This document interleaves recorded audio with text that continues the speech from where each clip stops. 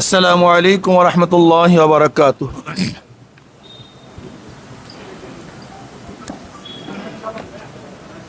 নাহমাদু ওয়া নুসাল্লি আলা রাসূলিল কারীম, আম্মা বাদ। প্রিয় সাংবাদিক বন্ধুগণ, হাজারো ছাত্র জনতার রক্তের বিনিময়ে একটি সফল ছাত্র জনতার গণ অভ্যুত্থানের মধ্যে দিয়ে ইতিহাসের জঘন্যতম ফ্যাসিবাদী স্বৈর শাসকের পতন পরিবর্তী দেশের বিরাজমান পরিস্থিতি ও বর্তমান অন্তর্বর্তীকালীন সরকারের কার্যক্রম বিষয়ে আয়োজিত আজকের সংবাদ সম্মেলনে উপস্থিত সবাইকে আন্তরিক শুভেচ্ছা ও কৃতজ্ঞতা জানাচ্ছি। প্রিয় সাংবাদিক বন্ধুগণ, শুরুতেই জুলাই বিপ্লব এবং 5ই আগস্টের অভ্যুত্থানে যেসব ছাত্র জনতা জীবন দিয়েছেন, রক্ত দিয়েছেন, পঙ্গু হয়েছেন, আহত হয়েছেন, প্রিয়জন হারিয়েছেন, তাদের সবার প্রতি শ্রদ্ধা, কৃতজ্ঞতা ও সহমর্মিতা জানাচ্ছি। জাতির এই গৌরবান্বিত আন্দোলনে যারা যেভাবেই অংশ নিয়েছেন তাদের প্রতিও শ্রদ্ধা ও কৃতজ্ঞতা জানাচ্ছি। শোকহত পরিবারের পরিজনের প্রতি জানাচ্ছি আন্তরিক সমবেদনা। প্রিয় সাংবাদিক বন্ধুগণ, ছাত্র জনতার গণ অভ্যুত্থান পরবর্তী গত 8ই আগস্ট আন্তর্জাতিক খ্যাতিমান ব্যক্তিত্ব নোবেল জয়ী ডক্টর মোহাম্মদ ইউনূসের নেতৃত্বে একটি অন্তর্বর্তীকালীন সরকার গঠিত হয়েছে।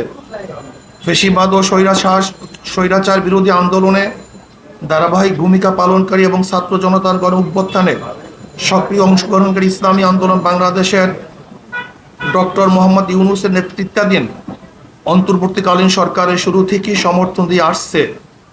একটি দায়িত্বশীল রাজনৈতিক দল হিসাবে দেশ ও জনগণের কল্যাণে একটি স্থিতিশীল রাজনৈতিক পরিবেশ তৈরি এবং অর্থনীতি পুনর্গঠনে আমরা অন্তর্বর্তীকালীন সরকারকে অব্যাহতভাবে সহযোগিতা করে যেতে চাই। সেক্ষেত্রে অন্তর্বর্তীকালীন সরকারকে দেশের শান্তিকামী জনগণ এবং ফ্যাসিবাদী বিরোধী আন্দোলনে অংশগ্রহণকারী ছাত্র জনতা ও রাজনৈতিক দলগুলির মধ্যে আস্থার পরিবেশ তৈরি করতে হবে। প্রিয় সাংবাদিক বন্ধুগণ, অন্তর্বর্তীকালীন সরকারের প্রধান উপদেষ্টা ডক্টর মোহাম্মদ ইউনূস গত 18ই আগস্ট রবিবার বিদেশি কূটনীতিকদের সঙ্গে ব্রিফিংয়ে বলেছেন, 5টি খাতে সংস্কারের পর জাতীয় নির্বাচনের আয়োজন করবেন।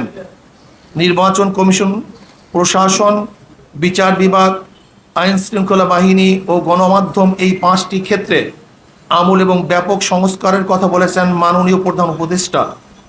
আমরাও মনে করি এসব প্রতিষ্ঠানগুলো ব্যাপক সংস্কার প্রয়োজন, কারণ বিগত সরকার অবৈধভাবে ক্ষমতায় টিকে থাকতে রাষ্ট্রের গুরুত্বপূর্ণ সব প্রতিষ্ঠান ধ্বংস করে ফেলেছে। অন্তর্বর্তীকালীন সরকার এসব প্রতিষ্ঠানগুলো কতদিনের মধ্যে সংস্কার সম্পন্ন করবে তা নির্ধারিত হওয়া প্রয়োজন। অতএব ইসলামী আন্দোলন বাংলাদেশের প্রত্যাশা করে অন্তর্বর্তীকালীন সরকার তাদের সংস্কার কার্যক্রমের ধরন ও প্রক্রিয়া কী হবে এবং কতদিনের মধ্যে সংস্কার কার্যক্রম সম্পন্ন করবে তা অতি দ্রুত প্রকাশ করবে এবং জাতীয় নির্বাচনের একটি রোড ম্যাপ ঘোষণা করবে। প্রিয় সাংবাদিক বন্ধুগণ, জুলাই বিপ্লব এবং 5ই আগস্ট ছাত্র জনতার গণ অভ্যুত্থানে স্বৈর শাসকের পেটুয়া বাহিনী, পুলিশ, বিজিবি এবং আওয়ামী লীগ, যুবলীগ, ছাত্রলীগের নৃশংস আক্রমণে সহস্রাধিক ছাত্র জনতা শাহাদাত বরণ করেছে। প্রায় 30,000 আহত হয়েছেন, গুরুতর আহত হয়েছেন কয়েক হাজার, যাদের মধ্যে অনেক শিশু কিশোর রয়েছে, যারা দেশের বিভিন্ন হাসপাতালে এখনো সঠিক চিকিৎসার অভাবে কাতরাচ্ছেন। আমরা ঢাকার পঙ্গু হাসপাতাল সহ বিভিন্ন হাসপাতাল পরিদর্শন করে এমন দুঃসহ অবস্থা প্রত্যক্ষ করছি। অন্তর্বর্তীকালীন সরকার ঘোষণা দিয়েছিলেন আন্দোলন আহতদের সরকারি খরচে চিকিৎসা দেওয়া হবে, কিন্তু আমরা এর দ্রুত যথাযথ বাস্তবায়ন দেখতে পাচ্ছি না। আমরা সরকারের প্রতি আহতদের দ্রুত চিকিৎসার যথাযথ উদ্যোগ গ্রহণের আহ্বান জানাচ্ছি। প্রিয় সাংবাদিক বন্ধুগণ, পতিত ফ্যাসিস্ট ও স্বৈরাচার আওয়ামী সরকার নির্বাচন কমিশন এবং প্রশাসনকে ব্যবহার করে 2014, 2018 এবং 2024 সালের 7ই জানুয়ারি 3টি ভুয়া জাতীয় নির্বাচন করেছে।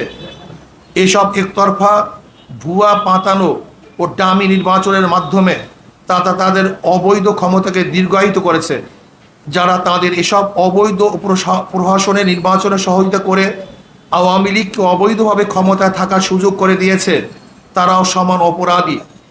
অতএব 3টি অবৈধ প্রশাসনের নির্বাচন পরিচালনাকারী 3টি নির্বাচন কমিশন এবং প্রশাসনের যেসব কর্মকর্তা তাদের অবৈধ কাজের কুশীলব ছিল তাদেরকে আইনের আওতায় এনে শাস্তির মুখোমুখি করতে হবে, যাতে ভবিষ্যতে কেউ অবৈধ নির্বাচনের সাহস না করে।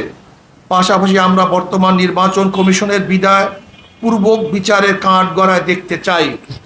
প্রিয় সাংবাদিক বন্ধুগণ, দেশের ইতিহাসের সবচেয়ে বর্বর ও নৃশংস আওয়ামী দুঃশাসন উৎখাতের সংগ্রামের সূচনা করেছে আমাদের গর্ব শিক্ষার্থী সমাজ। তাদের অসীম সাহস, ত্যাগ ও বুদ্ধিদীপ্ত নেতৃত্ব আমাদের গর্বিত করেছে। ইসলামী আন্দোলন বাংলাদেশ শুরু থেকে এই আন্দোলনের সাথে সম্পৃক্ত থেকেছে।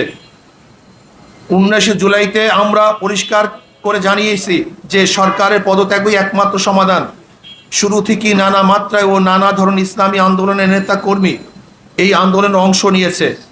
সেজন্য আমরা গর্ববোধ করছি। নৃশংস এক জালিমের পতনের মহান বিপ্লবের আমরা ভূমিকা রাখতে পেরেছি। আমাদের অনেক ভাই জীবন দিয়েছেন এবং আহত হয়েছেন। সর্বশেষ প্রাপ্ত তথ্য অনুযায়ী ইসলামী আন্দোলন বাংলাদেশ ও সহযোগী সংগঠনের সারা দেশে মোট শাহাদত বরণ করেছে 18 জন, আহত হয়েছে সহস্রাধিক। এর মধ্যে গুরুতর আহত বিভিন্ন হসপিটালে চিকিৎসাধীন রয়েছেন 150 জনের অধিক। প্রিয় সাংবাদিক বন্ধুগণ, স্বৈরাচার শাসনের অবসান হয়েছে। এখন সময় দেশ গড়ার, এখন সময় সাম্য, মানবিক মর্যাদা ও সামাজিক ন্যায় বিচার ভিত্তিক বাংলাদেশ নির্মাণের। তবে এই সুযোগ সন্ধিক্ষণে আমাদেরকে দেশের শত্রু এবং জনগণের শত্রুদের চিহ্নিত করে জাতির সামনে তাদের মুখ উন্মোচন করতে হবে। গণদুশমন, গণহত্যাকারী, লুটেরা, দুর্নীতিবাজ আর ভোট চোরেরা যাতে আগামীতে পুনর্বাসিত হতে না পারে তা নিশ্চিত করতে হবে। সে লক্ষ্যে গ্রহণযোগ্য তদন্ত কমিশন ও স্বতন্ত্র ট্রাইব্যুনাল গঠন করে জুলাই গণহত্যাকাণ্ডের বিচার করতে হবে। একই সাথে গত 16 বছরে সংগঠিত সকল রাজনৈতিক ও প্রশাসনিক হত্যাযজ্ঞ, গণহত্যা, গুম ও মানবাধিকার লঙ্ঘনের বিচার করতে হবে। এক্ষেত্রে যে সকল ব্যক্তি বা সংগঠন দোষী সাব্যস্ত হবে তাদেরকে রাজনীতি ও নির্বাচন থেকে স্থায়ীভাবে নিষিদ্ধ করতে হবে। 2. তদন্ত সাপেক্ষে বিগত বছর সকল দুর্নীতিবাজ ও বিদেশি অর্থ পাচারকারীদের সকল সম্পত্তি ক্রোক করে রাষ্ট্রীয় কোষাগারে জমা করতে হবে এবং বিদেশে পাচারকৃত টাকা ফেরত আনবার উদ্যোগ গ্রহণ করতে হবে। নাম্বার 3, আইন শৃঙ্খলা বাহিনী, প্রশাসন, বিচার বিভাগ সহ প্রজাতন্ত্রের যে সকল কর্মচারী আইন সংবিধান শপথ লঙ্ঘন করে অপেশাদার আচরণ করেছে তাদেরকে বিচারের মুখোমুখি করতে হবে। দেশের সংখ্যাগরিষ্ঠ ধর্মীয় জনগোষ্ঠীর চিন্তা চেতনা ও অনুভূতির বিরুদ্ধে কোনো সিদ্ধান্ত নেওয়া যাবে না। নির্বাচন কমিশনকে পুনর্গঠন করতে হবে এবং অবাধ, সুষ্ঠু, গ্রহণযোগ্য ও অংশগ্রহণমূলক নির্বাচনের জন্য সংখ্যাধিক নির্বাচন PR পদ্ধতি চালু করতে হবে।